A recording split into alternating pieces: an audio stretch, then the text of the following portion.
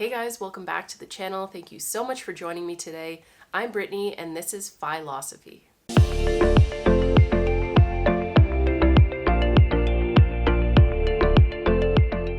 So today's video is a tip video, my 5 tips on how to sell a condo in 2022. So I have recently sold a second property that I owned. It was a rental property. I live in Calgary, Alberta. So let's go ahead and jump into the 5 tips. My first tip is to fix any major defects in your condo. If you have any appliances that aren't really working properly or are very, very dated, this could be a perfect opportunity to go out and get a few new appliances or just to update these so that you can sell your place for a little bit more. If you have any repairs like damage to walls, any kind of holes in the walls, stains, leaks, water damage, if you have any kind of piping that has a bit of rust buildup on it, these are the things that buyers are going to be looking at. Washer dryers are a really big thing, especially where I live. If you have a washer dryer that is not working, that can devalue your property quite a bit. And a lot of people who are looking for their actual homes or even to buy it as a rental property want to have the washer dryer functional and in the unit. Tip number 2 is to neutralize. This means that if you have any kind of wacky colors in the place, if there's like bright green or pink or purple walls or any kind of weird bright flooring or details, this would be a really good time to neutralize everything, whether you want to hire a painting company to come in and do that work for you or you're going to do it yourself. It's good to pick a neutral tone in any kind of place when you're looking to sell it.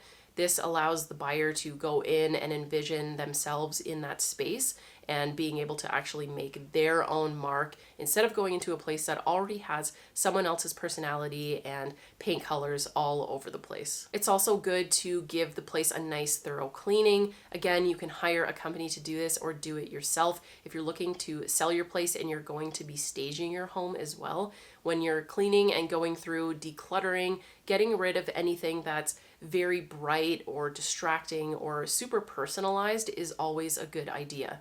You want to make sure that you're making your home look very neutral and like a place that anybody could essentially move into and live in. This creates a really nice, homey, cozy feeling without it being too personalized. Less is more when it comes to staging your home. If you already have like a very basic kind of minimalist aesthetic, I think you'll have an easy time with this. If you do like very unique pieces and you have a lot of this kind of stuff around your home, you might want to consider putting some of that into storage, maybe going to something like a Goodwill or a Winners to get some budget-friendly items that are neutral and that you can just kind of throw up on the wall if it's artwork or put around if it's decor, but definitely going for a more simple look and a neutral tone. It's also important to mention here that when you're going through and tidying up your place, getting it ready for listing, make sure that you remove any kind of clutter or hide it in some way, shape, or form. When the photographer comes in to take those photos for your listing and you have like a bunch of clutter and books and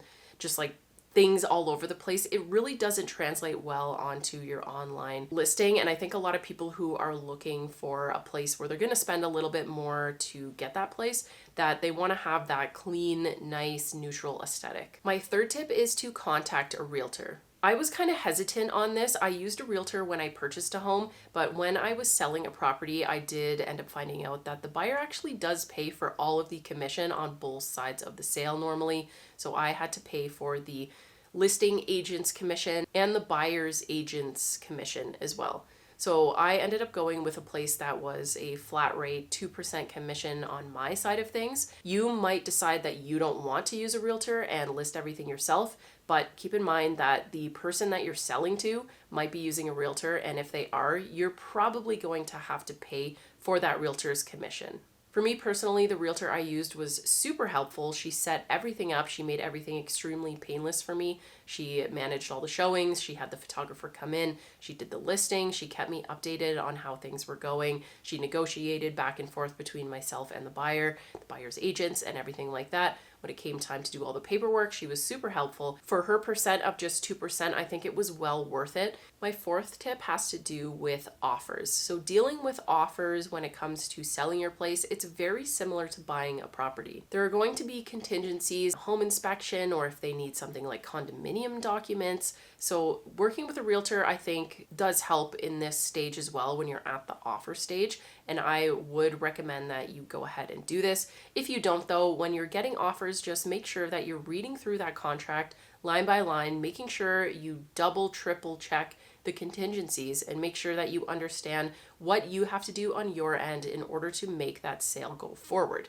If, of course, it's an offer that you actually like. My fifth tip is to use a good lawyer. I went with the same lawyer that I used when I bought my first and second places. It's very similar to the buying process. They're going to be handling, similar to your realtor, a lot of the paperwork and doing a lot of the heavy lifting.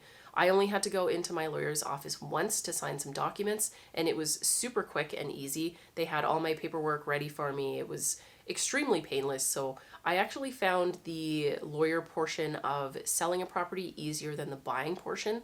I don't know if it was because it was like my second time going to a lawyer's office, but it just seemed like there was a lot less paperwork.